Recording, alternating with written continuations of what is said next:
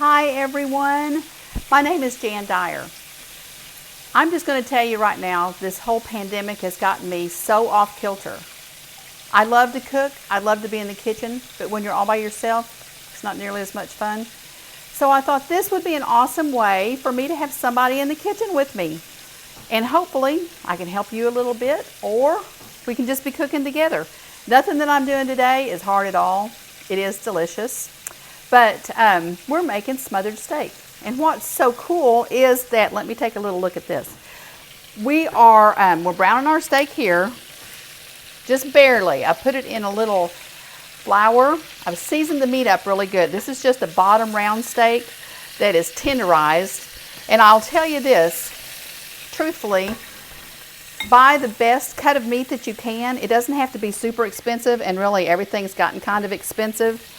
But if you can do a tenderized round steak, it's a little bit better to me, comes out better than the cube steak, because what I have found is my cube steaks just fall apart.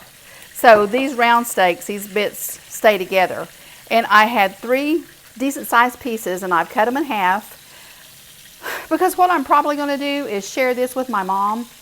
And that's one thing I think about when you cook.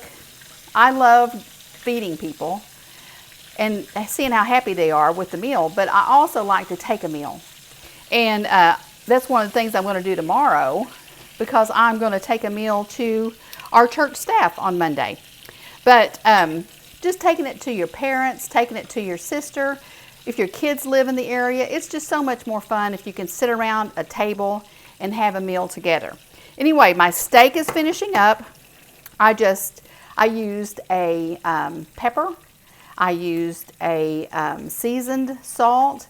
I didn't go ahead and put any onion or garlic powder on these. Sometimes I will, but that just makes it a little bit heavier. So we are just browning these up. I'm going to put them in the pan that's going to go in the oven. This only takes an hour. And I wanted to tell you too that I have made homemade cream of mushroom soup. And, you know, it's delicious. It looks impressive. But, you know, I grew up in the 60s. And I'm telling you, that little red and white can is the best cream of mushroom soup that I have found. So let me step over here and get my soup. I'll tell you, too, that I just happened to have some fresh mushrooms in the refrigerator. So I thought, well, that would be delicious. So I've sautéed my mushrooms, just a little bit of butter and olive oil. They look delicious. I'm going to mix in my cream of mushroom soup. And when these are done, when the steaks are all done and I put them in the little pan, let me go right over here. Pardon me, I should have had this. Let me grab it. Little spatula. And that way I can get my soup out. And I will truthfully need to grab a little water. So I'm going to have to work on that. But you get this all mixed up. Let me check my steak again. And this makes such a nice meat. I would say what I'm going to do for y'all is I'm going to show you just a cream potato that everybody makes. But I used to bring out my big mixer. This is probably the best and most expensive equipment I have in my kitchen, is my KitchenAid mixer, stand mixer. I love it. And I use it all the time, but I used to pull it out to use it for my potatoes. Now I have, it's a ricer, and I press my potatoes through that. You never have a lump or anything. So I'm going to show you how I use that when we get to that point. And I'm just about to pull these steaks off. And when I do, they're going to go in a 375-degree oven for an hour. And in an hour, when we come back, we are going to have steak with mushrooms and gravy. And then we're going to do creamed potatoes. And once we get those potatoes creamed, we'll do us a little green vegetable on the side. We'll have a delicious meal. So give me just a couple of seconds. I'll get the gravy on this. I got to add a little water. Get it in the oven. And let me show you this. Walk this way, people. Let me show you. I'm not going to use my big oven for this because it's a small pan. And I have a little convection oven. It's kind of like the old toaster ovens. I don't know that you can see it, but if not, we'll get you a picture of it. It works wonderfully. So in an hour, I'm going to have something to eat. I will have only heated up that little convection oven, and we'll be back here and we will see what happens. Magic in an hour. So I'll be back in just a little bit. Welcome back. We are within minutes of sitting down for a lovely dinner. And I just wanted to kind of recap what we've done while I'm working on our potatoes. We did round steak. I seasoned it really good. I just did seasoned salt and pepper and then flour. Browned it lightly in some vegetable oil and put it in a casserole pan. I had already sauteed some mushrooms that I just happened to have in the refrigerator and put them with some cream of mushroom soup. After I'd sauteed them, cream of mushroom soup and some water. Put that in the casserole with my steak into the oven, my little toaster oven or convection oven, for an hour. That's where we're at now. It's out, it's ready. I put my potatoes on about 25 minutes before I knew the steak was going to be done, and that gives them enough time to get good and tender. And you know, I always wondered, they talk about making sure your potatoes are the same size when you get ready to cook them. And you know, that's just so they'll get done at the same time. I have used this ricer, and I'll show you how it works, but I had a potato that wasn't quite done. And I tried to push it through this ricer, and it was like a rock. So yes, make sure your potatoes are the same size when you get ready to boil them. Put them in cold water, bring them up to heat. They cook in about 20 minutes. And I have been going to Sam's for a long time, or a big box store, and I buy the extra large russets. I can use one potato. Sometimes I'll need two. But that's all I need for 2 or 3 people.